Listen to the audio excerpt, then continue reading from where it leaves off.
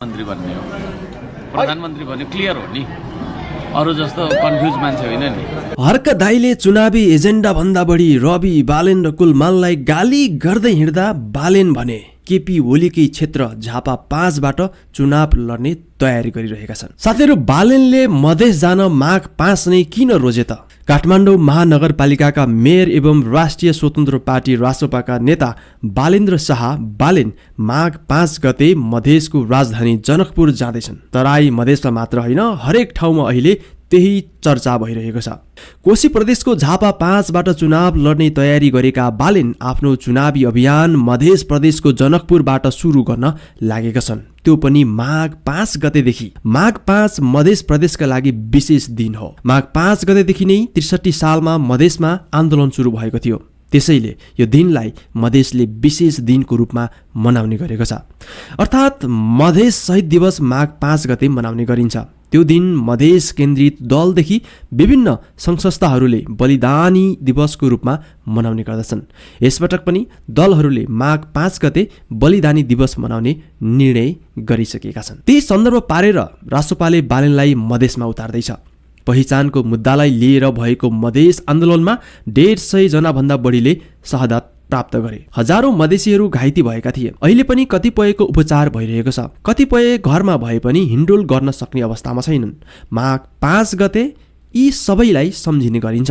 विद्रोह तथा बलिदानीको मुडमा रहने माघ 5 गतेको दिनलाई रासोपाले बालेनलाई मधेसमा उतार्नुलाई रणनीतिक रूपमा लिएको छ। बालेनले मधेसमा आम जनतालाई सम्बोधन गर्ने यो पहिलो सभा हो। मधेसको ध्यान अझै तान्नका लागि उनले मधेसी वेशभूषामा मैथिली भाषामा आफ्नो सम्बोधन गर्ने भनिएको छ। मधेस प्रदेश नीति आयोगका निर्वाचन उपाध्यक्ष सोहन शाहले रासोपाले जान माघ 5 गतेलाई रोजेको कुरामा आफूलाई विश्वास नलागेको बताएका थिए। चुनावको चटारो छ। माघ 5 गते महानगरपालिकाको मेयर पदबाट राजीनामा दिएर 6 गते उम्मेदवारी दर्ताको तयारीका लागि जाँदै गर्दा जनकपुरमा 5 गते कार्यक्रम राखिएको हुन सक्ने र माघ 5 गते बलिदानी दिवस परेको कुरा उनीहरूका लागि सम्मेको मात्र हो जस्तो आफूलाई लागेको कुरा उनले बताएका छन्। हुन त जनमत पार्टीका अध्यक्ष डाक्टर सीके राउतले संसदमा 2079 माघ 5 को सन्दर्भमा मौन धारण गर्दा त्यहाँ रासोपाका सभापति रवि लामिछानेले पनि साथ दिएका थिए।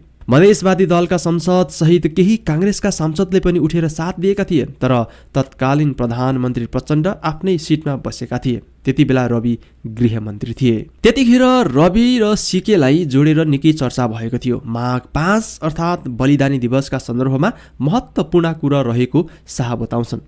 मधेसको बारेमा अध्ययन अनुसन्धानमा लागेका शाह भन्छन्, तर माघ 5 गतेको दिनलाई प्रयोग गरेर बालेन र रासोपाका नेताहरूले राष्ट्रवादी कुरा गरेर झापातिर लाग्न सक्छन्। आफ्नो अधिकार र पहिचानका लागि मधेसी जनताले दिएको योगदानको बारेमा बालेन तथा रविले चर्चा गर्न सक्छन्। रासोपाका मधेस प्रदेशका नेता दीपक महतो भन्छन्, बलिदानी दिवसको सन्दर्भ पारेर नै पार्टीले यो कार्यक्रम गरेको हो। संघीय लोकतन्त्र गणतन्त्रको विषयमा रासोपा बारे विभिन्न टिका टिप्पणी भइरहेको कारण माघ 5 अर्थात् बलिदानी दिवसलाई रोजिएको हो र त्यो दिन पार्टीले एउटा सन्देश दिनेछ। मधेस आन्दोलन संघीयता र गणतन्त्रका लागि भएको थियो। गणतन्त्रका लागि सयौंले बलिदानी दिए। त्यस दिनको सम्झनामा पार्टीले कार्यक्रम गरेर संघीयता र गणतन्त्रको पक्षमा रहेको स्पष्ट सन्देश दिन चाहेको उनले बताएका छन्। रासोपाका प्रवक्ता मनिष झा पनि मधेस आन्दोलनको क्रममा उनी प्रत्यक्ष रूपमा संलग्न थिए। मधेस आन्दोलनको वकालत गर्दै विभिन्न कार्यक्रमहरू पनि आयोजना गरेका थिए। अर्थात् मनिष झाले मधेस आन्दोलनलाई नजिकबाट बुझेका हुनाले माघ 5 को दिन जनकपुरमै पार्टीको कार्यक्रम आयोजना गर्न लागेको पनि हो।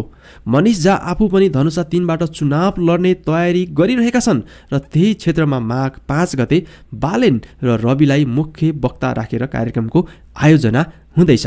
पहिचान, संहिता र गणतन्त्रको पक्षमा रासोपा रहेको सन्देश दिन माघ 5 गतेका लागि कार्यक्रम गरेको पार्टीका नेताहरू बताउँछन्। तपाईहरूलाई चाहिँ यो समाचार कस्तो लाग्यो? साथीहरू लाइक, कमेन्ट र च्यानललाई सब्स्क्राइब गर्नुहोला। Thank you.